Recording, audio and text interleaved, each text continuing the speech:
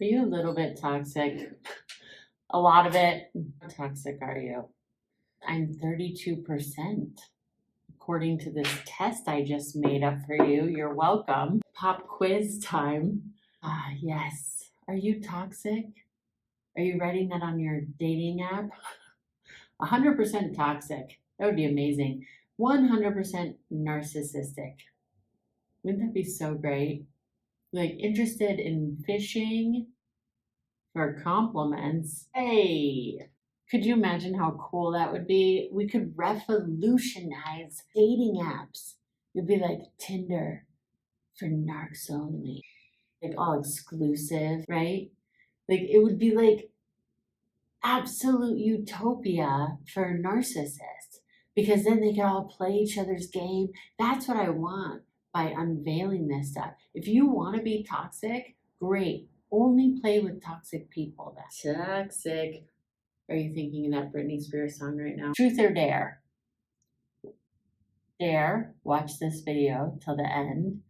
Truth, share how toxic you are. Are you toxic? I got it right here. It's very official today. Let's toxic about it. I'm sorry. I couldn't. I know that joke was toxic. I can't help it. I told you 32%. I can't. What can I do? The numbers don't lie. Okay? The numbers don't lie. Take this test. We'll see what I'm talking about. You can't cheat the system. You can't. I tried to. I made up the test and I couldn't cheat it. Couldn't outsmart it, but I'm going to because hopefully this information will help clear up some of that shizzle. You know what I'm saying? So we should talk about what is toxic, right? Should that be addressed? And who I am. I'm Leah. Have you been here before? If you have, thank you. Thanks for coming. High five. Welcome back. If this is your new time, we're all in a new time. It's a new now. This is your new now time.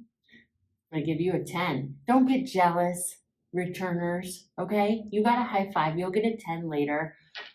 Jeez, toxic. We better get to the test. What is toxic? I always think of like a garbage dump. But when we're talking about a human, it's someone who lacks empathy, is really manipulative, someone who you know, or it's you, or both. Knowledge is power. And then you can shape shift. At least you're part of it. You're not in control of anybody else, right? Unless you're a narcissist and you're trying to control everyone. Are you? Narcissist? Are you watching? It's someone who, well, on a level of 1 to 10, 10 being the most toxic, which is how I want you to grade yourself in this test, 1 to 10 or 0 to 10, 0 being not toxic at all. It would be like Jesus, Buddha, okay? And a 10 would be Tony Soprano. Wouldn't it be refreshing if we saw, instead of just relationship status, complicated, we saw selfish, sociopath, be like, thank you. Like, you know what? As a matter of fact, I don't want to waste your time. I'm like, thanks. I like it. Do you blame other people for everything or circumstances? If this didn't happen, I would have this. If this didn't if he didn't do that, if she didn't do that, blah, blah, blah, didn't do that. Do you play the blame game? If you play the blame game all the time, you suck. Give yourself a 10. Nobody's saying, oh, I'll bring my narcissism to the potluck. Rudeness, I'll bring my judgment. Were you judgmental of that intro? Have you been judgmental so far? Well, you're still watching. Judgmental of others, judgmental of that motorcycle, judgmental of everything, including yourself. How toxic are you? Because the real healing takes place within, right? We can't blame other people. We have to take responsibility. And the empath's like, I know, I've been doing that forever. How judgmental are you of yourself? How judgmental are you in a very negative way? It's good to be judgmental if you're going to up level. It's bad to be judgmental to just push yourself down in the dirt. Check in with your own judgments. What is your inner state like? Because when we're constantly judging the outside, we're saying the outside has to be a certain condition in order for you to feel good inside. But actually, it goes the other way around. So remember, Jesus has no toxic traits, okay? 2, super toxic. What is your inner state like? Is it peaceful? Literally think of an interstate. Is it high traffic? Is it road rage? Like, get the hell out of here. Is it a pile up? Is it a rollover? Is it a high speed chase? Or is it like a smooth sailing? You have the window rolled down, the best music ever, and the whole road is open. What is your inner state like, regardless of what's happening outside? If you can have a peace within, especially when there's chaos, then you know you're maybe 0% toxic. But if a little creeps in, it's okay. So on a level of 0 being the least and 10 being the highest, grade yourself. You don't hold yourself to your commitments. You might be future faking people. Oh yeah, we'll do that. Oh yeah, that sounds good. But then you really never have plans to follow through. Or you future fake yourself. I'm going to write that book. I'm going to write that song. I'm going to do that thing. And you don't. And you don't. And you don't. How often do you break those commitments with others and yourself? Now, of course, things happen. And there's a thing about listening to yourself, right? And you can have plans and then they change. But how often are you doing that? How often are you breaking the commitment with yourself? Number 4, you're not specific with your wants and needs, and yet you expect other people to fulfill them.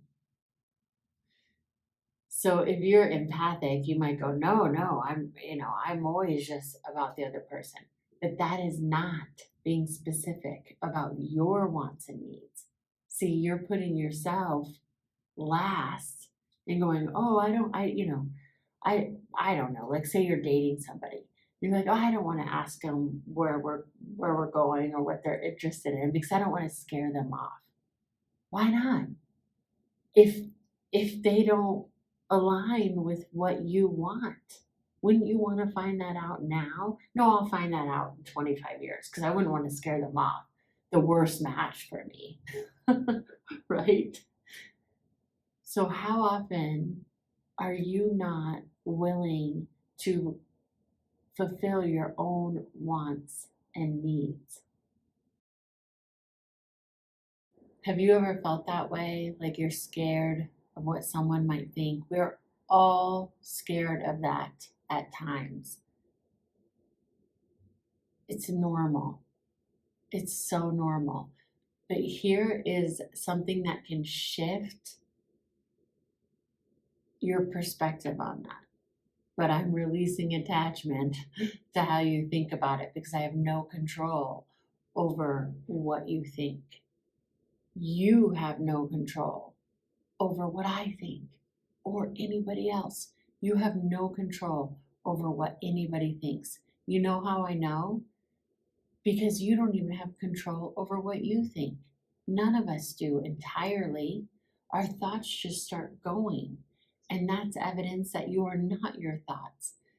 Because if you were, wouldn't you choose every single second for that thought to be a feel-good feeling that lifts you up and serves humanity?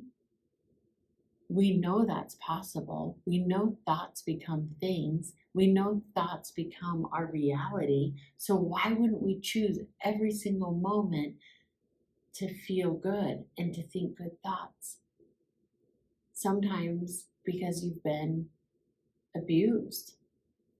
And so you don't.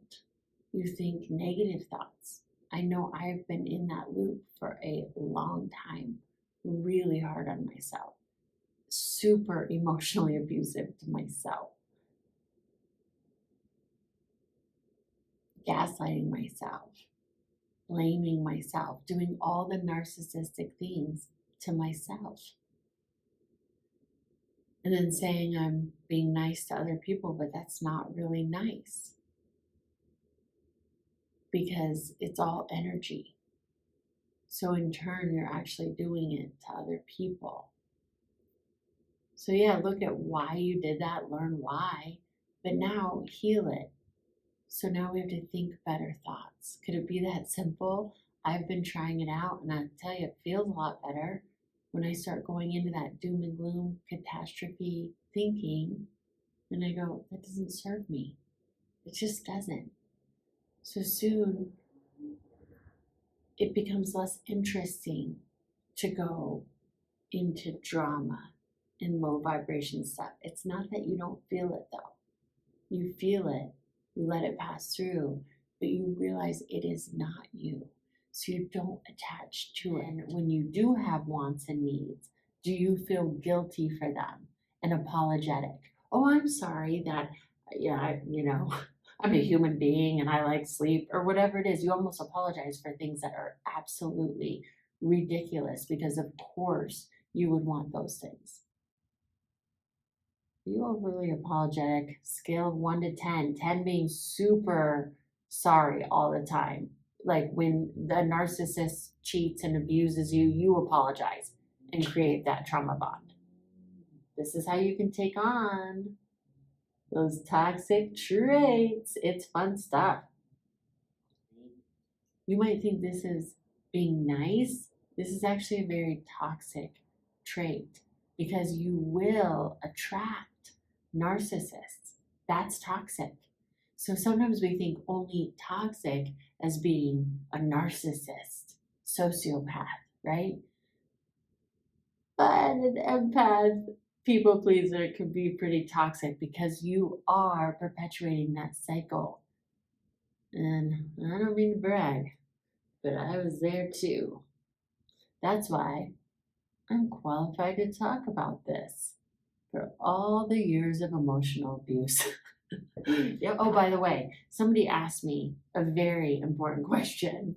They're like, what are your one-on-ones? Is it for acting, coaching, or is it for narc abuse recovery? What in the world are you doing, Leah? Quickly, I can help you with acting because I'm an acting teacher, but in my acting curriculum, I also do meditation and yoga. I've been doing that for 10 years. And in my studio, which I had a brick and mortar until the pandemic, and then I went totally online, and now I coach and teach online. But in it, the studio and online, more and more people were having trouble with narcissistic abuse being a block to their creativity. So I help actors, I help CEOs, I help all people of all walks of life. And it's turned from acting teacher into like a soul coach, as weird and hippy dippy as that sounds, but it actually really does help. If you're interested in learning more, or if you want a consultation, please look at the link in my bio. I'm so YouTubey, and you can see how I might be able to help you and see if we're in alignment with your wants and needs. That's the first step. What is it that you want and need? Okay, score yourself first, and then later you can circle back. Number 6, how attached are you to drama? Meaning, we all have challenging situations happening, but are you focused on the challenge like it's a chess game? Some people pay big money to go into escape rooms and all sorts of different, like almost traumatic events so that they can figure out solutions to problems. So what if whatever challenge you're in, you could look at like a chess game?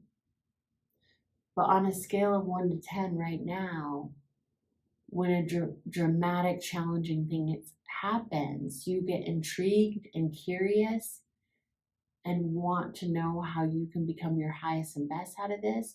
Or do you 10 go to the Sopranos and you're like, that's it, horsehead in the bed, I'm done, I'm done. Maybe you weren't horsehead in the bed, but maybe you just repeat it to your friends over and over and over and over and over, and anyone who would listen, and you repeat it to yourself over and over and over and over and over, even though you know thoughts become things, and thoughts become feelings, and thoughts become your state of inner state of well-being or complete unrest, and yet you keep going over it and over it and ruminating, right? Scale of 1 to 10, 10 being a ruminating hot mess, and 0 being the Zen Buddha on the mountain. Number 7, how attached are you to being right versus being loving? So sometimes, if you're a surgeon in an intense situation, being right is paramount. But sometimes, when you're in a disagreement with a friend or somebody you love, being right is not paramount. And you can feel the choice point in your body. And you're like, this is really just differing opinions, but I have to be right.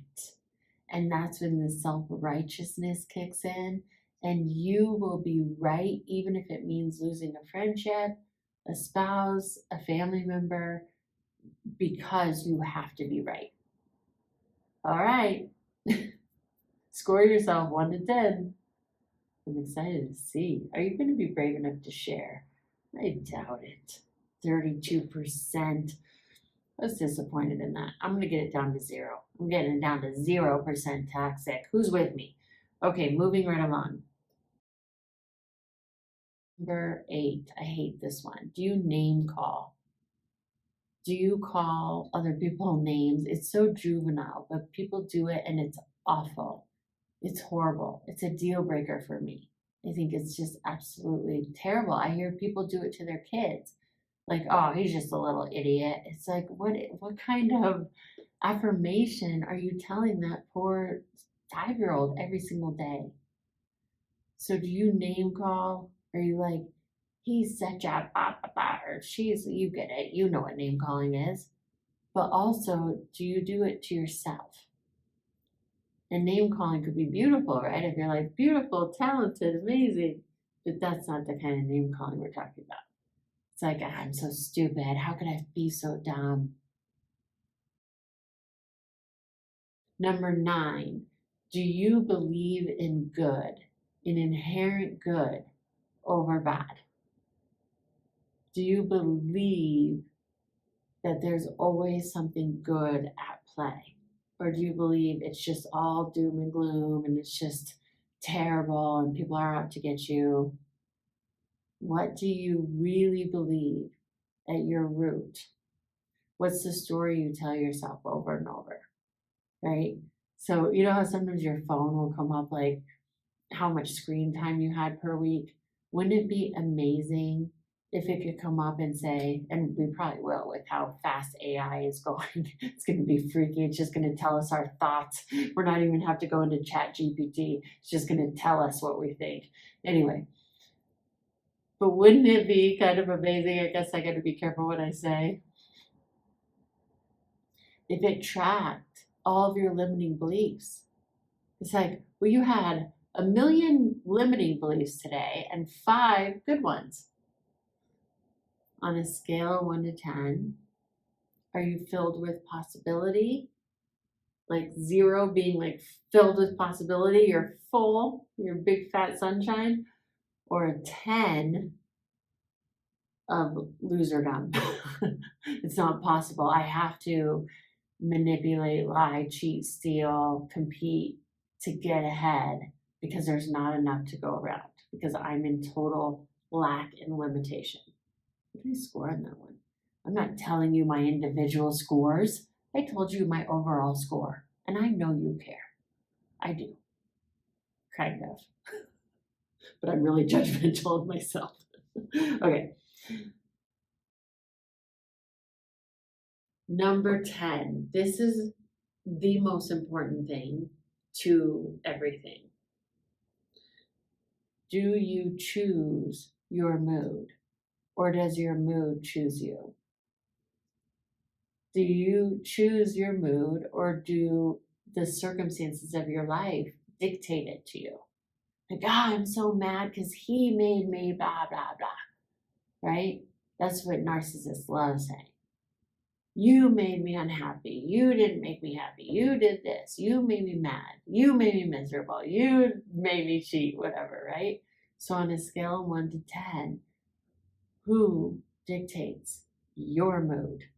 0 being, I fully dictate my mood. Or like Jesus level. You can hang me at the cross and I still am going to be peaceful. Or 10, like, I'm going for you. Okay, what'd you get? What'd you score? Tally them up. Come on. How toxic are you? Any 32s in here? Any 32s? Where my 32s at? Where my 32s at?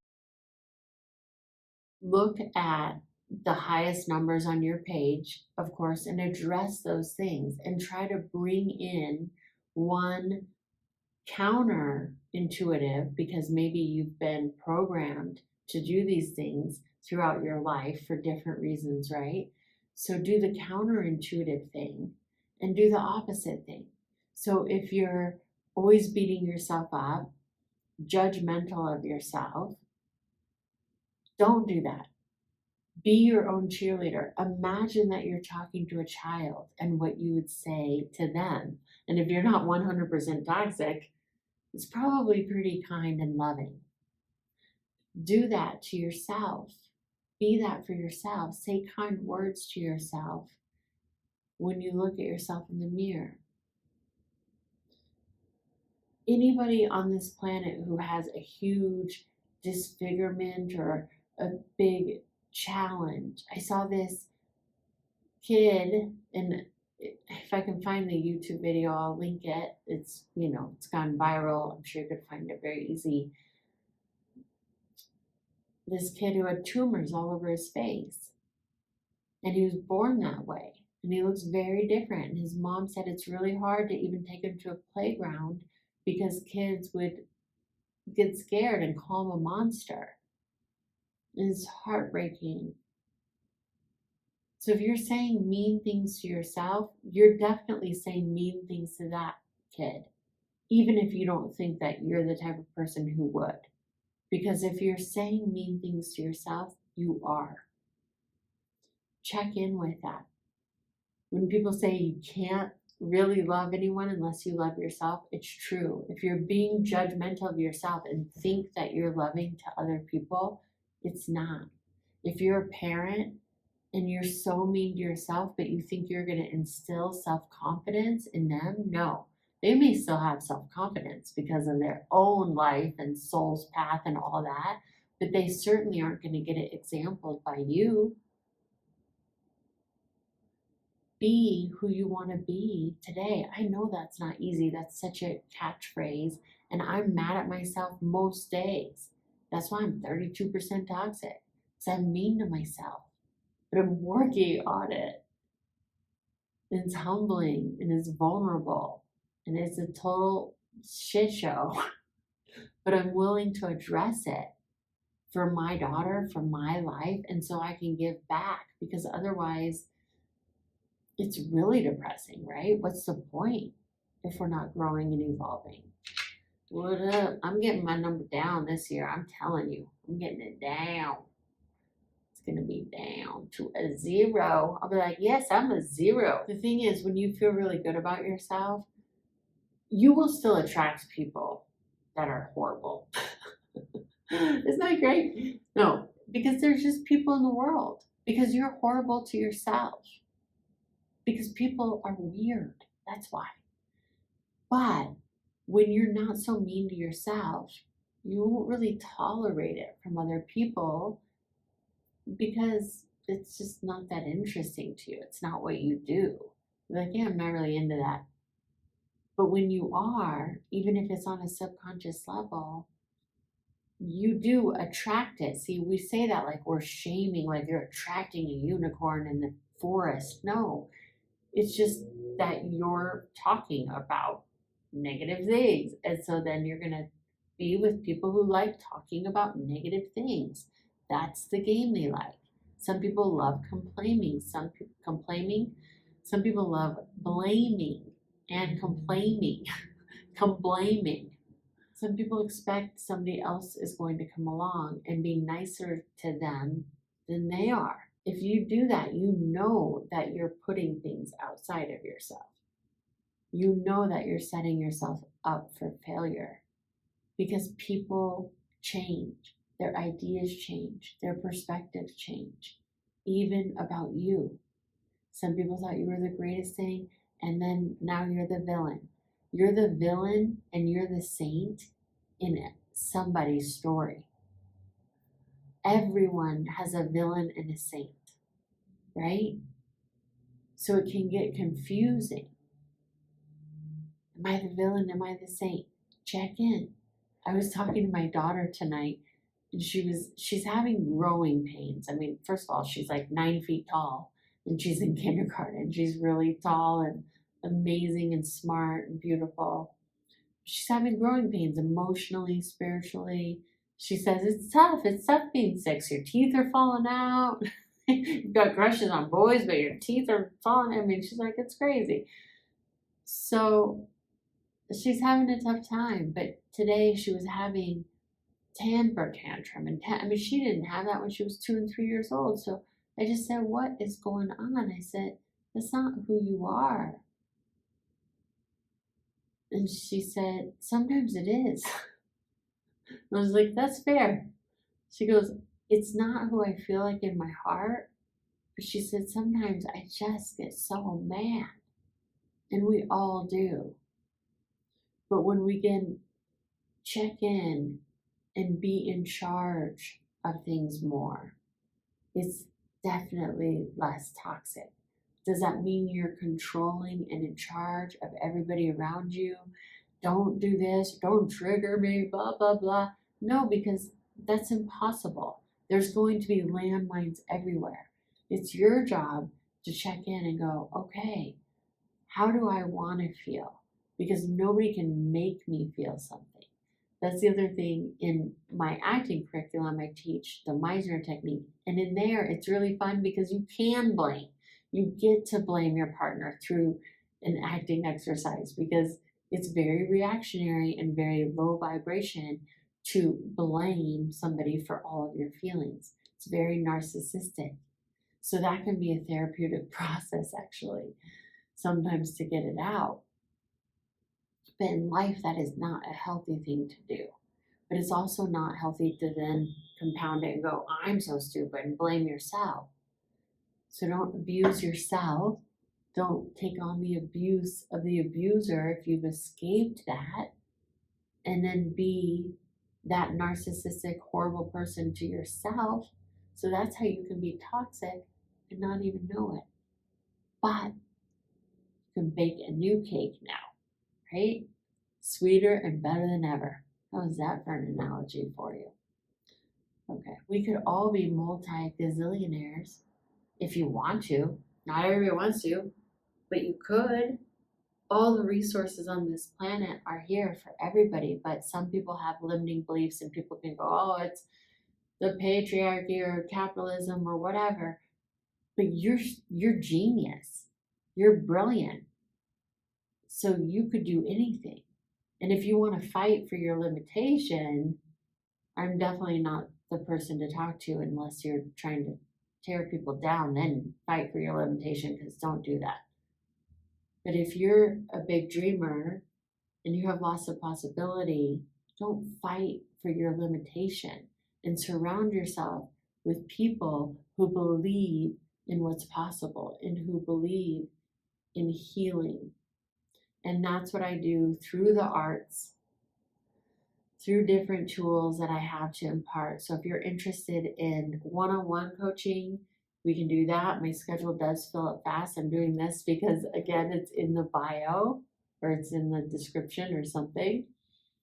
and also a weekly group coaching that could help.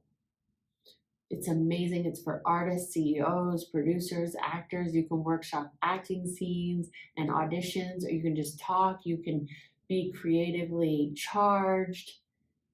It's an amazing way to connect with people all over the world, creative, like-minded people in the best way, but different in many ways, but like-minded in the sense of possibility filled.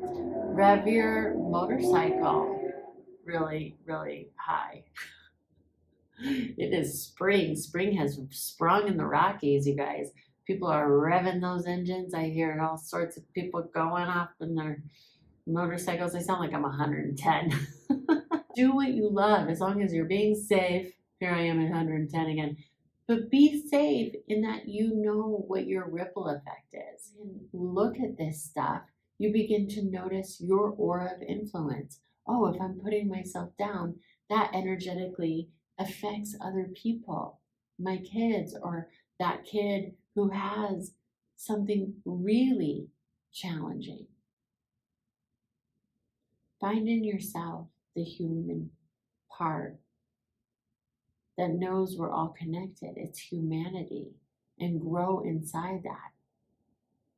I've talked a lot on this channel about narcissists, and it is important to protect yourself, not out of a like, I'm so much better than them and I'm going to keep pointing my fingers at narcissists and the narky narkersons. It's no. We have to look at that because you start adopting it.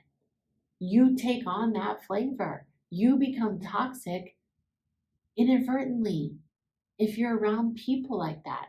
So also notice when you do this test, you can do it for other people too. Don't be diagnosing everybody out there, but for your own well-being so that you know what you're dealing with.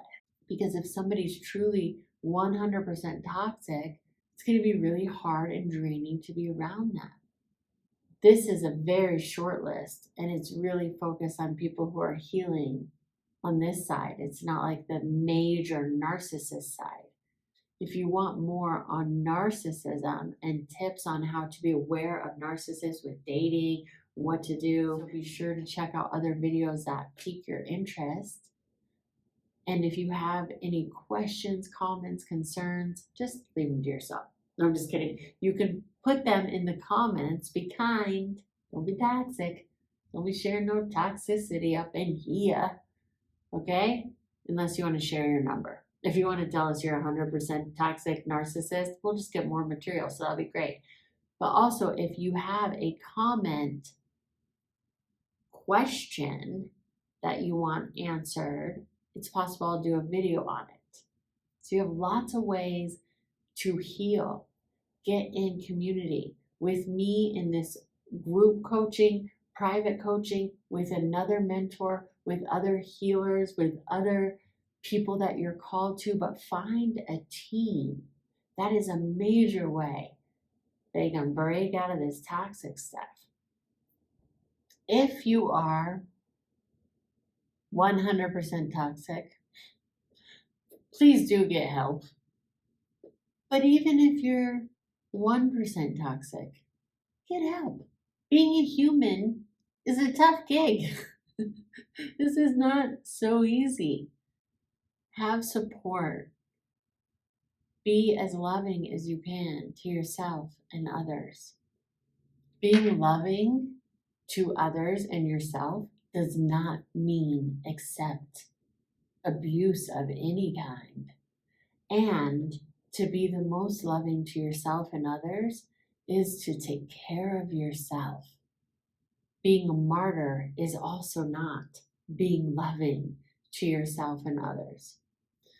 This is the paradigm shift that we're going under right now, and that's what's so exciting.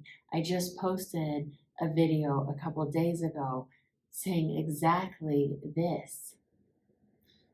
The most loving thing that you can do is sometimes remove yourself from a toxic situation. Otherwise, you too will become toxic. I don't really believe anybody wants to be toxic. I don't. I believe that there's good in there.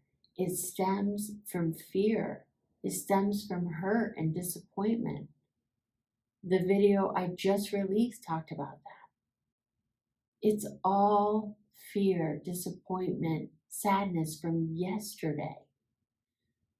But we could keep blaming it and be like the narcissist and have excuses for why you're terrible, or at least at best, not really nice 32% of the time. Or we can look at it, as uncomfortable as it is, and go, okay, I want to change that. Could you imagine getting that notification from your phone?